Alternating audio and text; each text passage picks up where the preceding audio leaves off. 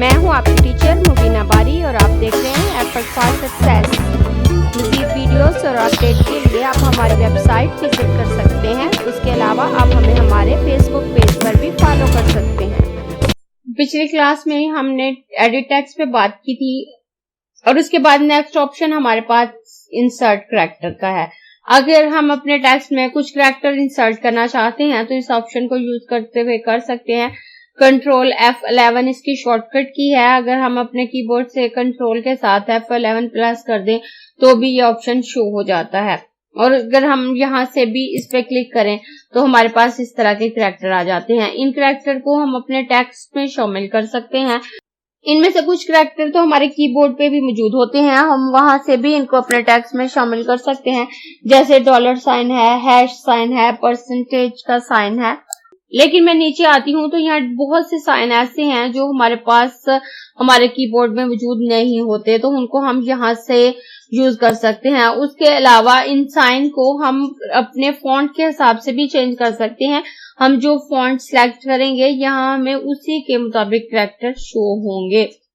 जैसे इस वक्त एरियल फॉन्ट सिलेक्ट है तो यहाँ मुझे एरियल से रिलेटेड करैक्टर शो हो रहे हैं। अगर मैं यहाँ से फॉन्ट चेंज करती हूँ, मैं यहाँ से फ्रेंच स्क्रिप्ट एमचे सिलेक्ट करती हूँ तो आप देखें उसी के मुताबिक मेरे करैक्टर चेंज हो जाएंगे। और अगर इनमें से मैं किसी करैक्टर को इंसर्ट करना चाहूँ तो कर सकती हूँ। आप यहाँ से सर्च करके भी फॉन्ट चेंज कर सकते हैं। उसके अलावा अगर आप यहाँ से सर्च करके फॉन्ट चेंज नहीं करना चाहते बल्कि आपको उसका नाम पता है तो आप नाम लिखकर भी इसको चेंज कर सकते हैं। मैं यहाँ पे अपने माउस का कर्सर रखूंगी और बैक स्पेस से इसको रिमूव कर दूंगी और उसके बाद मैं वो फॉन्ट लिख लूंगी जो मैंने सर्च करना है। मैं यहाँ पे विंडिंग लिखने के बाद अगर यहाँ पे क्लिक करूँ तो यहाँ मुझे विंडिंग से रिलेटेड जितने ऑप्शन है वो शो हो रहे होते हैं। इसमें से मैं किसी भी ऑप्शन को सिलेक्ट कर सकती हूँ और उसके बाद उसी के मुताबिक फॉन्ट मेरे पास आ जाएंगे। मैं इसे यहाँ पे क्लिक करूँ तो आप देखें यहाँ मुझे पास डिफरेंट करैक्टर आ गए हैं जिनको मैं यूज कर सकती हूँ। अब देखिए जैसे ये ईयर का निशान बना हुआ है, अगर हमें ये ईयर का निशान चाहिए तो हम इसको दो तरह से अपने डॉक्यूमेंट में ऐड कर सकते हैं। या तो हम इसको सिलेक्ट करेंगे और सिलेक्ट करने के बाद यहाँ पे कॉपी करेंगे। कॉपी करने के बाद हम यहाँ पर लाकर इसको पेस्ट कर देंगे तो अब ये निशान मेरे पास आ गया। मैं इसके साइज को बड़ा कर देती हूँ। उसके बाद इसको मैं यहाँ पे सेट करना चाहूँ कर सकती हूँ।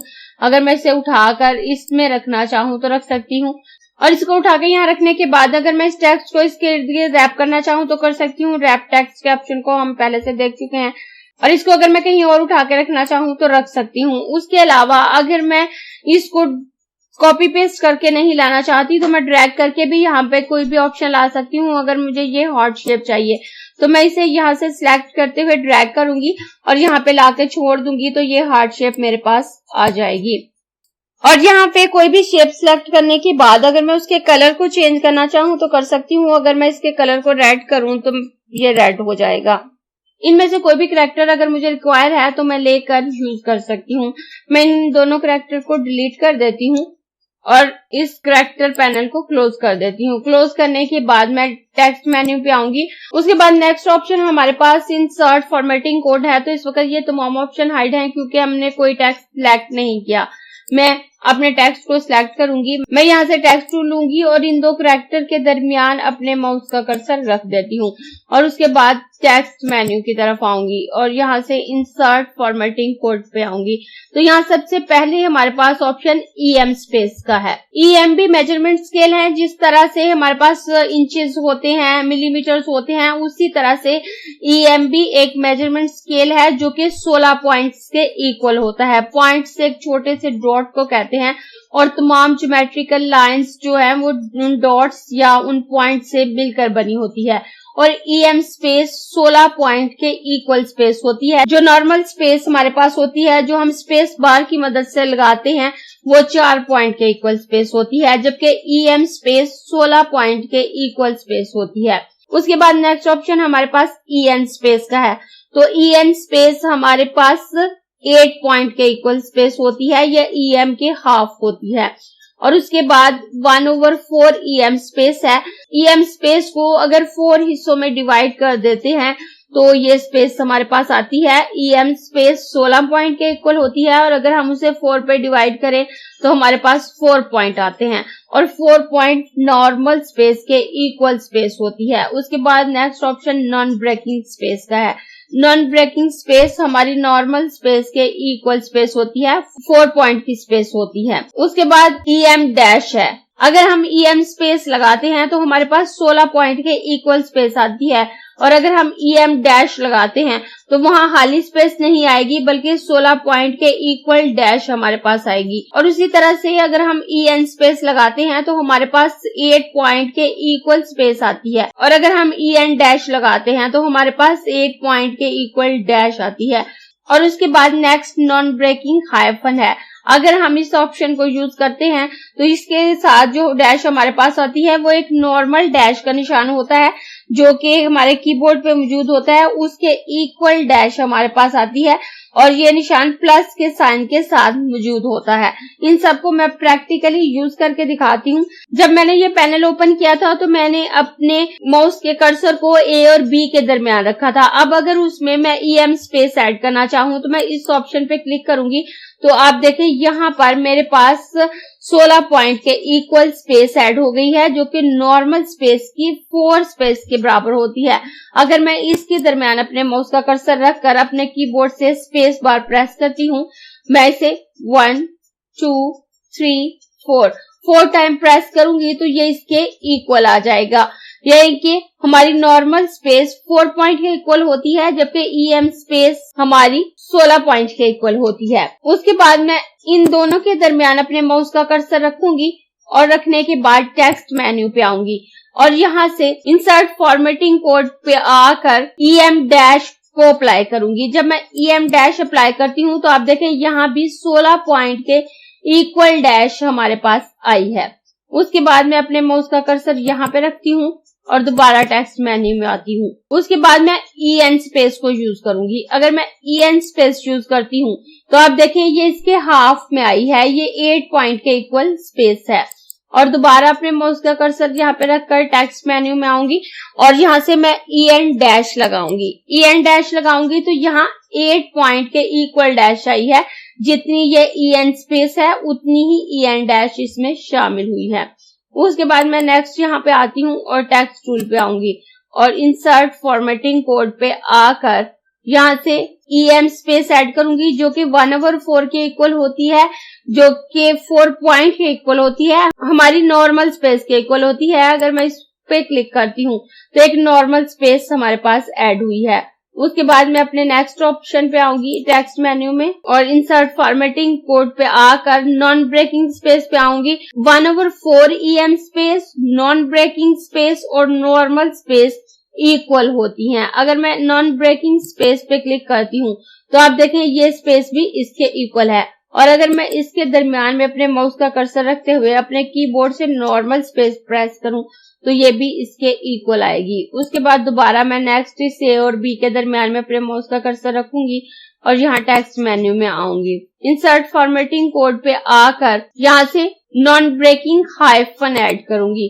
तो आप देखें यहाँ से जो हाइफन ऐड हुई है वो एक नॉर्मल हाइफन के निशान के बराबर है, जो कि हमारी नॉन ब्रेकिंग स्पेस के इक्वल है।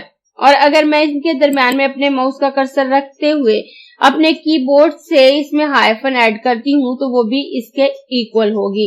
आप यहाँ से इनमें से कोई भी स्पेस ऐड कर सकते हैं या डैश इस्तेमाल कर सकते हैं। उसके बाद मैं दोबारा टेक्स्ट मेनू में आती हूँ और इंसर्ट फॉर्मेटिंग पे आती हूँ, तो नेक्स्ट ऑप्शन टैब का है। उसके बाद मैं अपने इस पैराग्राफ में अपनी फर्स्ट लाइन में यहाँ पे अपने माउस का कर्सर रखती हूँ, और कर्सर यहाँ पे रखने के बाद मैं टेक्स्ट मेन्यू पे आऊंगी और यहाँ से इंसर्ट फॉर्मेटिंग कोड पे आकर टैब ऑप्शन पे क्लिक करूंगी। तो आप देखिए एक नॉर्मल टैब के इक्वल स्पेस यहाँ मेरे पास आ गई, जो कि मैं कीबोर्ड से टैब बटन प्रेस करके ऐड कर सकती हूँ। वो मैं यहाँ से भी कर सकती हूँ, और पिछली क्लास में टैब ऑप्शन को हम बड़ी डिटेल के साथ डिस्कस कर चुके हैं। उसके बाद मैं नेक्स्ट आऊं तो नेक्स्ट ऑप्शन मेरे पास कॉलम फ्रेम ब्रेक का है। इस ऑप्शन को समझाने के लिए मैं कुछ फ्रेम लगा लेती हूँ। मैं इस टेक्स्ट को उठाकर यहाँ साइड पे रख देती हूँ, इसको भी यहाँ रख देती हूँ, इसको भी यहाँ रख देती हूँ। इसको डिलीट करके मैं नया फ्रेम लगाऊंगी और कुछ ज्यादा टेक्स्ट ऐड कर लेती हूँ।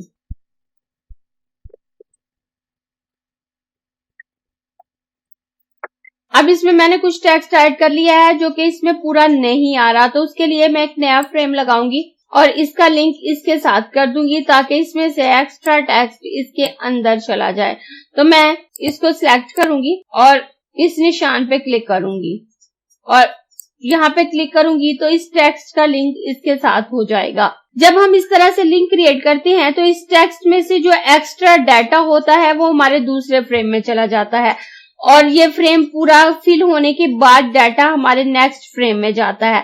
लेकिन अगर किसी पर्पस के तहत हमें ऐसा करना पड़ता है कि इसमें खाली जगह रहे और इसमें से डाटा दूसरे फ्रेम में चला जाए, तो उसके लिए हम कॉलम फ्रेम ब्रेक का ऑप्शन यूज करते हैं। अगर मैं अपने माउस का कर्सर यहाँ पे रखूं और उसके बाद कॉलम फ्रेम ब्रेक के ऑप्शन को यूज करूं तो इसके बाद का टेक्स्ट नेक्स्ट फ्रेम में चला जाएगा, चाहे इसमें खाली जगह मौजूद हो। मैं इस वक्त अपने माउस का कर्सर यहाँ रखूंगी और टेक्स्ट मेन्यू में आकर इंसर्ट फॉर्मेटिंग कोड में से कॉलम फ्रेम ब्रेक के ऑप्शन पे क्लिक करूंगी। तो आप देखें जहां पे मैंने अपने माउस का कर्सर रखा था वहां से तमाम डाटा इसमें चला गया। अब मेरा फ्रेम यहाँ तक है, इस फ्रेम में खाली जगह है, लेकिन कॉलम फ्रेम ब्रेक के ऑप्शन से ये डाटा नेक्स्ट मेरे कॉलम में चला गया। कई दफा कॉलम और मैगजीन्स में या बुक्स में कुछ इस तरह से लिखा होता है कि एक कॉलम लिखा होता है वो हाफ होता है, उसके नीचे जगह छोड़ के हम नेक्स्ट कॉलम में बकाया डाटा ले जाते हैं, तो वो हम इस तरह से इजीली कर सकते हैं। या हमने एक कॉलम लिखा है और उसके नीचे कुछ जगह खाली रखना चाहते हैं जहां हम कोई ऑब्जेक्ट ऐड करना चाहते हैं, कोई पिक्चर ऐड करना चाहते हैं और उसके लिए जगह बचाना चाहते हैं, और उस तरह से वो तमाम डाटा चाहे हमारे फ्रेम में जगह मौजूद हो नेक्स्ट फ्रेम में चला जाता है। और इस वक्त देखिए हमारा फ्रेम यहाँ तक है, जबकि इसके में से एक्स्ट्रा डाटा इस फ्रेम में जा चुका है। मैं इन फ्रेम्स को डिलीट कर देती हूँ और यहाँ से अपने इस वर्ड को ले लेती हूँ। अब यहाँ मैंने एजुकेशन वर्ड लिखा हुआ है, मैं EDU के बाद यहाँ पे अपने माउस का कर्सर रखूंगी और कर्सर रखने के बाद यहाँ पे टेक्स्ट मेन्यू में आऊंगी और इंसर्ट फॉर्मेटिंग कोड में अब हमारे पास नीचे दो ही ऑप्शन रह गए हैं जो हमने डिस्कस नहीं किए, एक ऑप्शनल हाइफन और एक कस्टम ऑप्शनल हाइफन। हाइफनेशन क्या है इसके बारे में हम टेक्स्ट प्रॉपर्टीज के ऑप्शन में बात कर चुके हैं। हाइफनेशन एक छोटी सी डैश होती है। अगर हमारा कोई वर्ड किसी लाइन में पूरा नहीं आ रहा होता तो उसके कुछ अल्फाबेट लिखने के बाद वहां एक छोटी सी डैश आ जाती है और हमारे नेक्स्ट अल्फाबेट सेकंड लाइन में शिफ्ट हो जाते हैं। लेकिन ऑप्शनल हाइफन का ऑप्शन उससे थोड़ा सा डिफरेंट है। ऑप्शनल हाइफन को सॉफ्ट हाइफन भी कहते हैं। ये हाइफनेशन मार्क्स हमें नॉर्मली नजर नहीं आ रहा होता। अब मजीद इस ऑप्शन को समझाने से पहले मैं आपको नॉन प्रिंटिंग कैरेक्टर के बारे में बताऊंगी और उसके बाद इस ऑप्शन के बकाया पोर्शन की तरफ आऊंगी। तो मैं यहाँ से एक टेक्स्ट फ्रेम लगा लेती हूँ और इसमें टेक्स्ट ऐड कर लेती हूँ। उसके बाद मैं अपने माउस के कर्सर को यहाँ रखकर इंटर प्रेस करूंगी और दोबारा अपने माउस के कर्सर को यहाँ रखकर इंटर प्रेस करूंगी। उसके बाद टेक्स्ट मेन्यू में आऊं तो ये हमारे पास शो नॉन प्रिंटिंग कैरेक्टर है। Ctrl+Shift+C इसकी शॉर्टकट की है। नॉन प्रिंटिंग कैरेक्टर वो होते हैं जो हमारे पास हमारी प्रिंटिंग में शो नहीं होते। ये नॉर्मली किसी वर्क को चेक करने के लिए यूज होते हैं। अगर हमने अपना काम किसी दूसरे को दिया है, कुछ राइटिंग करके दी है, तो वो इनसे हमारे काम को चेक कर सकता है कि हमने कितना प्रोफेशनल अंदाज में काम किया है। और अगर कोई दूसरा हमें काम करके देता है तो हम चेक कर सकते हैं कि उसने कितना प्रोफेशनली लिखा है। अगर मैं इस पे क्लिक करती हूँ और क्लिक करने के बाद मैं इस टेक्स्ट फ्रेम को जूम करती हूँ तो आप देखें यहाँ मुझे ये तमाम कैरेक्टर शो हो रहे हैं। तो आप देखें जहाँ पे मैंने इंटर प्रेस किया है वो मुझे इस तरह का निशान शो कर रहा है। और उसके अलावा जहाँ पे मैंने स्पेस बार प्रेस की है, क्योंकि ये टेक्स्ट मैंने इंसर्ट प्लेस होल्डर टेक्स्ट से ऐड किया है, लेकिन जब भी टेक्स्ट लिखा गया है तो उसमें जहाँ पे स्पेस बार प्रेस हुई है वहां पे ये डॉट नजर आ रहा है, मुझे कॉमा का निशान नजर आ रहा है। तो यहाँ से हम चेक कर सकते हैं कि इस काम को कैसे अंजाम दिया गया है। अगर कहीं पर टैब की इस्तेमाल की गई है तो उसके लिए भी निशान आ जाएगा। जैसे अगर मैं अपने माउस के कर्सर को यहाँ पे रखकर टैब प्रेस करूं तो आप देखें ये टैब का निशान होता है जो कि ग्रेटर देन साइन से मिलता जुलता होता है, लेकिन ये थोड़ा सा चौड़ाई में ज्यादा होता है। तो इस तरह से ये डिफरेंट कैरेक्टर शो हो रहे होते हैं। मैं इसको क्लोज करके अपने पेज को नॉर्मल कर देती हूँ और आपको नॉन प्रिंटिंग कैरेक्टर की समझ आ गई होगी। उसके बाद मैं इस एजुकेशन वर्ड को सिलेक्ट करूंगी, इसको साइड पे कर दूंगी। इस एजुकेशन वर्ड को सिलेक्ट करके थोड़ा बड़ा कर लेती हूँ। मैं टेक्स्ट टूल सिलेक्ट करूंगी, अपने माउस का कर्सर यहाँ पे रखूंगी। यहाँ पे रखने के बाद टेक्स्ट मेन्यू में आऊंगी, इंसर्ट फॉर्मेटिंग कोड से ऑप्शनल हाइफन को ऐड करूंगी। नॉर्मली ये हाइफनेशन मार्क नजर नहीं आ रहा होता, ये जब हम नॉन प्रिंटिंग कैरेक्टर को देख रहे होते हैं तो उस वक्त हमें शो होता है। उसके बाद मैं इस एजुकेशन वर्ड को सिलेक्ट कर लेती हूँ और एजुकेशन वर्ड को सिलेक्ट करने के बाद टेक्स्ट मेन्यू में आऊंगी और शो नॉन प्रिंटिंग कैरेक्टर पे क्लिक करूं तो आप देखें यहाँ पे EDU के बाद मुझे हाइफनेशन मार्क नजर आ रहा है। अगर मैं इसको जूम करके देखूं तो आप देखें ये हाइफनेशन मार्क मुझे नजर आ रहा है। अगर मैं इनके दरमियान स्पेस दूं तो ये मजीद वाज़िया हो जाएगा। ये देखें यहाँ ये दो छोटे छोटे डॉट स्पेस को शो कर रहे हैं कि यहाँ मैंने 2 दफा स्पेस दी है और उसके बाद ये हाइफनेशन मार्क शो हो रहा है। और इसको कंप्लीट करने के बाद मैंने इंटर प्रेस किया है तो ये इंटर का निशान शो हो रहा है। इस तरह से हम किसी भी वर्ड में ऑप्शनल हाइफन को यूज कर सकते हैं, लेकिन ये नॉर्मली हमें शो नहीं होती। ये हमें उस वक्त शो होती है जब हम नॉन प्रिंटिंग कैरेक्टर को देख रहे होते हैं। मैं अपने पेज को नॉर्मल कर देती हूँ और अपने नेक्स्ट वर्ड की तरफ आती हूँ। नेक्स्ट वर्ड मेरे पास पैशन है। मैं टेक्स्ट मेन्यू में आऊंगी और इंसर्ट फॉर्मेटिंग कोड पे आकर कस्टम ऑप्शनल हाइफन पे क्लिक करूंगी। तो यहाँ से मैं पहले वर्ड लिख सकती हूँ कि मुझे किस वर्ड में ऑप्शनल हाइफन यूज करनी है। अगर हमारे पास थोड़ी सी राइटिंग है तो हम अपने माउस का कर्सर जिस भी वर्ड के दरमियान में रखेंगे और ऑप्शनल हाइफन के ऑप्शन पे क्लिक करेंगे, वहां पे हाइफनेशन मार्क आ जाएगा। लेकिन अगर हमारे पास बहुत बड़ा डॉक्यूमेंट है और हमें नहीं पता कोई वर्ड कहाँ है तो हम यहाँ पे लिख कर उस हाइफनेशन मार्क को ऐड कर सकते हैं। हम यहाँ वर्ड लिख लेते हैं, जैसे मैं यहाँ पे पैशन लिख लेती हूँ और पैशन लिखने के बाद मुझे जहाँ पे हाइफनेशन ऐड करनी है, अगर मुझे PA के बाद हाइफनेशन ऐड करनी है तो मैं इसके दरमियान में अपने माउस का कर्सर रख कर अपने कीबोर्ड से हाइफनेशन मार्क ऐड करूंगी। ऐड करने के बाद ऐड डेफिनेशन पे क्लिक करूंगी और जैसे ही मैं ऐड डेफिनेशन पे क्लिक करूंगी ये वर्ड यहाँ पे आ जाएगा। अब देखें यहाँ कंप्लीट पैशन वर्ड शो हो रहा है और यहाँ पे PA के बाद हाइफनेशन मार्क और बकाया वर्ड शो हो रहा है कि मेरे वर्ड में यहाँ पे हाइफनेशन आएगी। और अगर मैं इसको ओके करूंगी तो ये अप्लाई हो जाएगा। मैं इसको ओके कर देती हूँ। ओके करने के बाद आप देखें यहाँ पे मुझे हाइफनेशन मार्क शो नहीं हो रहा। मैं इसको जूम कर लेती हूँ। जूम करने के बाद मैं इसको सिलेक्ट करूंगी और सिलेक्ट करने के बाद टेक्स्ट मेन्यू पे आकर शो नॉन प्रिंटिंग कैरेक्टर पे क्लिक करूंगी तो आप देखें ये हाइफनेशन मार्क मुझे शो हो रहा है। अगर मैं अपने माउस के कर्सर को यहाँ रख कर यहाँ स्पेस ऐड करूं तो ये हाइफनेशन मार्क मुझे नजर आने लगेगा। ये हाइफनेशन मार्क भी मुझे उसी वक्त नजर आएगा जब मैं नॉन प्रिंटिंग कैरेक्टर को देखूंगी। मैं अपने पेज को वापस जूम आउट कर देती हूँ और यहाँ पे कुछ टेक्स्ट लिख लेती हूँ। तो अब देखें टेक्स्ट लिखने के लिए जैसे ही मैंने अपने माउस के कर्सर को रखा है तो यहाँ पे मुझे इंटर का निशान शो हो रहा है क्योंकि मैंने नॉन प्रिंटिंग कैरेक्टर को ऑन कर रखा है। अगर मैं इनको ऑफ करना चाहती हूँ तो मैं टेक्स्ट मेन्यू में आऊंगी और यहाँ से शो नॉन प्रिंटिंग कैरेक्टर पे से चेक हटा दूंगी तो ये ऑप्शन हाइड हो जाएगा। और उसके बाद मैं यहाँ कुछ टेक्स्ट लिख लेती हूँ। अब यहाँ मैंने कुछ लिख लिया है। लिखने के बाद ये मेरा आर्टिस्टिक टेक्स्ट है। जब हम आर्टिस्टिक टेक्स्ट लिखते हैं तो उसके बाद अगर हम उसको पैराग्राफ टेक्स्ट में कन्वर्ट करना चाहते हैं तो कर सकते हैं। उसके लिए मैं अपने टेक्स्ट को सिलेक्ट करूंगी। सिलेक्ट करने के बाद आप देखें यहाँ पे कन्वर्ट टू पैराग्राफ टेक्स्ट है।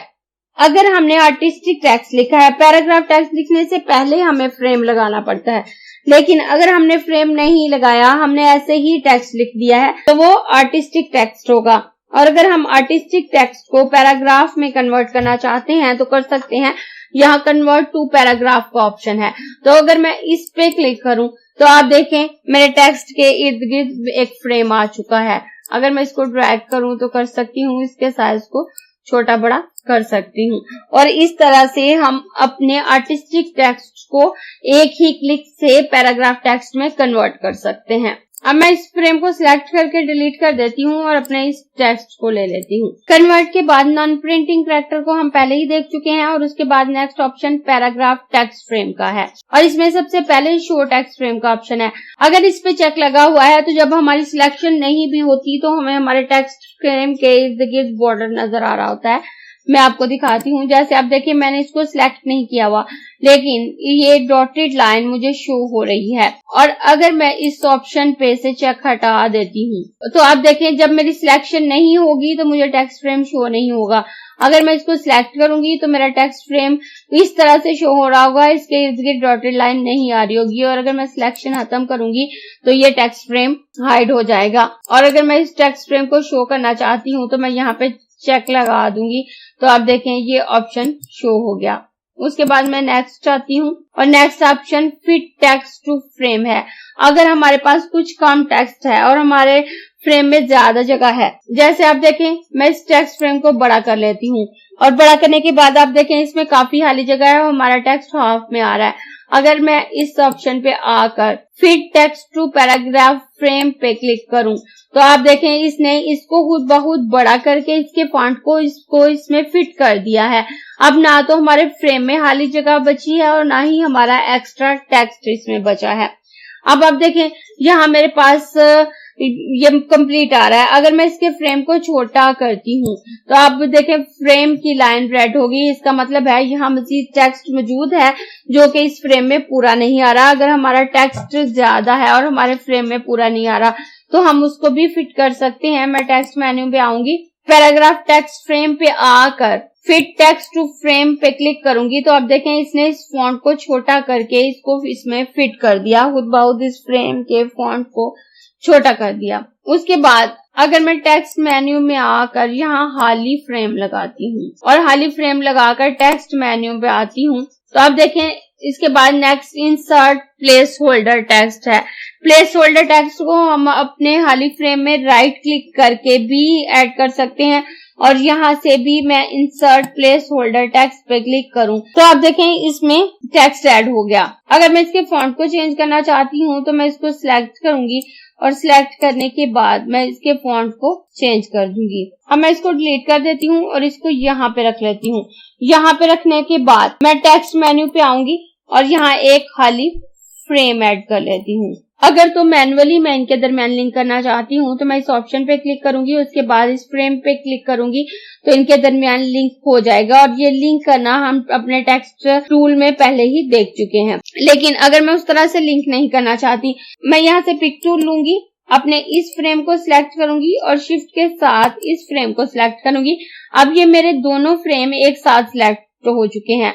उसके बाद मैं टेक्स्ट मेन्यू पे आकर यहाँ से पैराग्राफ टेक्स्ट फ्रेम में से लिंक ऑप्शन पे क्लिक करूंगी। जब मैं इस पे क्लिक करूंगी तो आप देखें ये लिंक खुद ब खुद क्रिएट हो गया। अगर मैंने लिंक क्रिएट किया हुआ है और इस लिंक को खत्म करना चाहती हूँ तो मैं टेक्स्ट मेन्यू पे आऊंगी और यहाँ से अनलिंक ऑप्शन पे क्लिक करूंगी जो कि लास्ट पे है।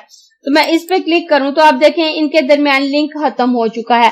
अब अगर मैं इस फ्रेम को छोटा करती हूँ तो आप देखें इसमें कोई फर्क नहीं आ रहा, इसमें से कोई डाटा इसमें कन्वर्ट नहीं हो रहा। आज की क्लास में हम पैराग्राफ टेक्स्ट फ्रेम तक के ऑप्शन को ही डिस्कस करेंगे और उसके बाद नेक्स्ट ऑप्शन को हम अगली क्लास में देखेंगे। अगर आपको ये क्लास पसंद आई है तो लाइक कीजिए, अपने दोस्तों के साथ शेयर भी कीजिए ताकि वो भी सीख सके।